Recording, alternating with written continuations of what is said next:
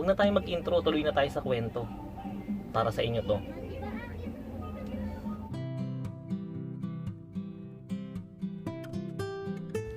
Noong araw na iyon ay masaya kong pinagmamasdan ang aking 7 taong gulang na anak na aliw sa paglalaro sa gilid ng kahabaan ng iskinitang iyon, ang Kalye 11. Tahanan ng mga uhuging batang maghapong naglalaro at nagtatakbuhan mula umaga hanggang 10 oras ng gabi.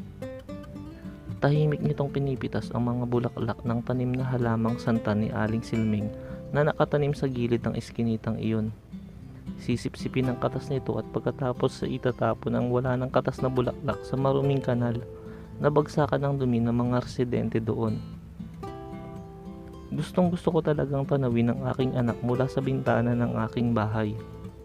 Kapag ganito kasi parang nakikita ko sa kanya ang sarili ko noong ako ay kasing edad pa lang niya.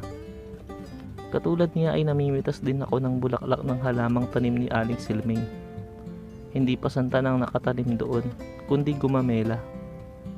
Pipitasin ko ang mga bulaklak nito. Pupukpukin iyon gamit ang buhay na bato hanggang sa malamog. Ilalagay sa tabo. Lalagyan ng kaunting tubig na may halong sabong panglaba. At maaari na akong maagawa ng malalaking bunang lilipad at babangga sa hilera ng puting damit na sampay ni Katesi, na palaging galit sa akin noong bata pa ako. Habang giliw na giliw akong pinapanood, ang aking anak ay pumukaw sa aking atensyon ang paglapit sa kanya ng isang batang babaeng kaedad niya. Base sa mga kilos nila ay kinakausap ng lumapit ang aking anak. Sa una ay hindi natinag ang aking anak sa pamimitas ng mga bulaklak. Hindi pinapansin ng batang babae. Subalit ilang sandali pa ay inabutan na nito ang batang babae ng isang bugkos ng bulaklak ng santan. Ginaya nito ang ginagawa ng anak ko. Nakipitas at nakisipsip na rin ng katas ng bulaklak. Dinala ako ng mga eksenang iyon sa isang bahagi ng aking kabataan. Hindi ba't sa gilid din ng iskinitang iyon una kong nakita si Rain? Ang ina ng aking anak na kasulukuyan kong pinagmamasdan. 7 taong gulang lang din ako noon. Aliw na aliw kong pinapaanod ang mga dala kong tansan sa agos ng maruming tubig ng kanal sa kahabaan ng iskinitang iyon.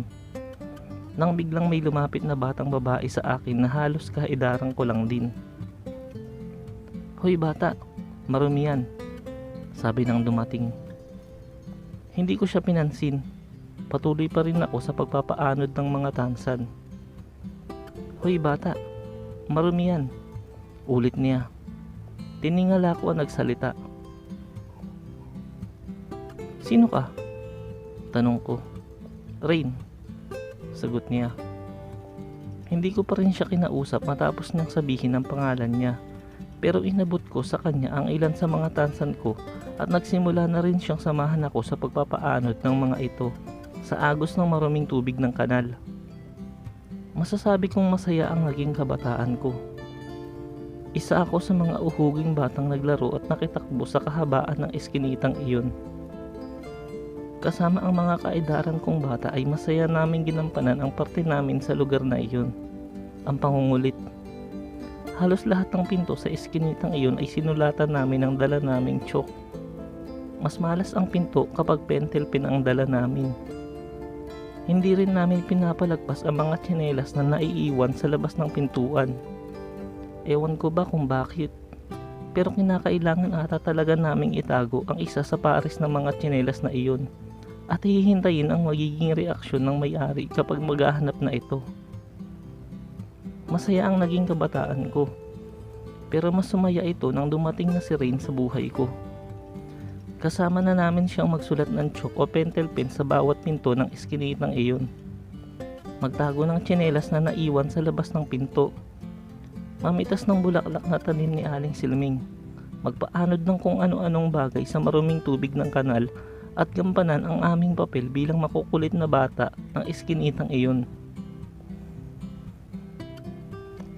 Saksi sa aming paglaki ang mga buhol-buhol na kawad ng kuryenteng nagbibigay ng ilegal ngunit libreng pailaw at patong-patong na itim na tubo na nagbibigay ng ilegal ngunit libreng patubig para sa mga kabahayan doon. Ang hindi sementado at maputik na daan ng iskinitang iyon ang sumubaybay kung paano kami nahulog sa isa't isa noong nagdadalaga at nagbibinata na kami. Kinilig ang halamang nakatanim sa gilid ng iskinitang iyon nang marinig ang aking pagtatapat ng wagas na pag-ibig para kay Rain. Tila huminto sa pag-agos ang maruming tubig ng kanal nang sabihin sa akin ni Rain na mahal niya rin ako. Masaya naming pinagsaluhan ang wagas na pag-ibig namin para sa isa't isa. Palibhasa'y parehong laki sa hirap kaya pareho kami kung papaano mag-isip. Ilan ang gusto mong maging anak natin? Mula sa katahimikan ng gabi ay biglang lumabas sa kanyang bibig ang tanong na iyon, habang ang kanyang ulo ay nakahilig sa aking balikat. Iyon na yata ang pinakamagandang tanong na narinig ko sa buong buhay ko. Sari-saring kaisipan ang naglaro sa isip ko noong mga oras na iyon. Nandoong makikipaglaro ako sa magiging anak namin. Ipapasan ko ito sa aking balikat. Palalakihin bilang isang mabuting bata. Susuportahan ito sa kanyang mga magiging desisyon at pagmamasdan ang bawat paggalaw nito mula pagkabata hanggang sa maabot nito ang kanyang mga pangarap. Isa lang, matipid kong sagot habang patuloy pa rin sa mga isiping kumikiliti sa aking puso. Kinikilig ka, no? Nakangiti niyang tanong. Hindi ko sinagot ang huling tanong niya. Sa halip ay ikinulong ko siya sa aking mga bisig habang nakarungaw kami sa bintana ng aking kwarto kung saan buhol-buhol na kawad ng kuryente ang makikita. Kung tunay ang pag-ibig, hindi ba't hindi dapat ito kumupas? Isang dekada kaming nagmahalan, liban pa sa mga panahon noong mga bata pa kami. Maayos ang lahat, kampante kami na hanggang sa dulo. Pero bakit ganun? Sadya bang kumukupas kahit ang tunay na pag-ibig? Nababawasan ba ito? Naglalaho? Hindi ko malilimutan ang gabing iyon. Sa isang bahagi ng iskinita kung saan nakatanim ang gumamela ni Aling Silming. Umiiyak siya. Sorry. Kasalanan ko. Sorry. Hagulgul ni Rain kasabay ng kanyang mga hikbi. Iyon yung gabing nalaman kong 3 buwan na pala silang may relasyon ng bagong lipat naming kapitbahay na si Vong. Ang bilis nga eh. Kasi 4 na buwan pa lang mula nang lumipat sa lugar namin si Vong, 3 buwan na pala ang relasyon nila. Walang kahit anong salita ang lumabas sa bibig ko noong gabing iyon. Tanging luha, pigil na hikbi, at sama ng loob lamang ay sapat na para ipahiwatig sa kanya kung gaano kasakit ang kasalukuyan kong nararamdaman. Saksi ang maruming tubig sa kahabaan ng kanal, ang buhol-buhol na kawad ng kuryente, ang patong-patong na itim na tubo ng tubig, ang halaman ni Aling Silming, ang nakahilerang mga sampay ni Katesi, at ang mga pinto sa iskinitang iyon kung papaano ako nasaktan ng katotohanang maaari palang magbago ang damdamin ng isang tao. Ang tingin ko sa lahat ng bagay sa mga oras na iyon ay kasinungalingan. Kung may isang bagay man na alam kong totoo, iyon ay ang wagas kong pag-ibig para kay Rain. Kung totoo at wagas ang pag-ibig, walang maaaring maging dahilan para hindi ito ipaglaban. Lumaban ako. Sa kabila ng katotohanang talo na ako mula sa puntong iyon. Lumaban ako kahit kapirasong tagumpay na lang ang maaaring mapanalunan ko. Ngayon nga ay pinagmamasdan ko ang anak namin ni Rain mula sa bintanang dinurungawan ko.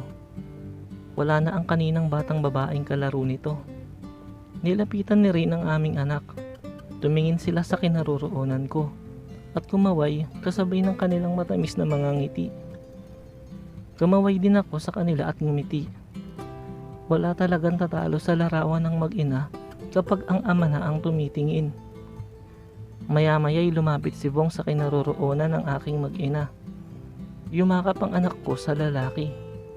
Pumakbay ang lalaki sa ina ng aking anak at magkakasabay silang pumasok sa kanilang bahay. Walang alam si Vong. Ang tanging nakakaalam lang ng totoo ay ako, si Rain, ang maruming tubig sa kahabaan ng kanal, ang buhol-buhol na kawad ng kuryente, ang patong-patong na itim na tubo ng tubig, halaman ni Aling Silming, ang nakahilerang mga sampay ni Katesi, at ang mga pinto sa eskinitang iyon na kung tawagin ay Kalye 11. Tahanan ng mga uhuging batang kinabilangan namin ni Rain.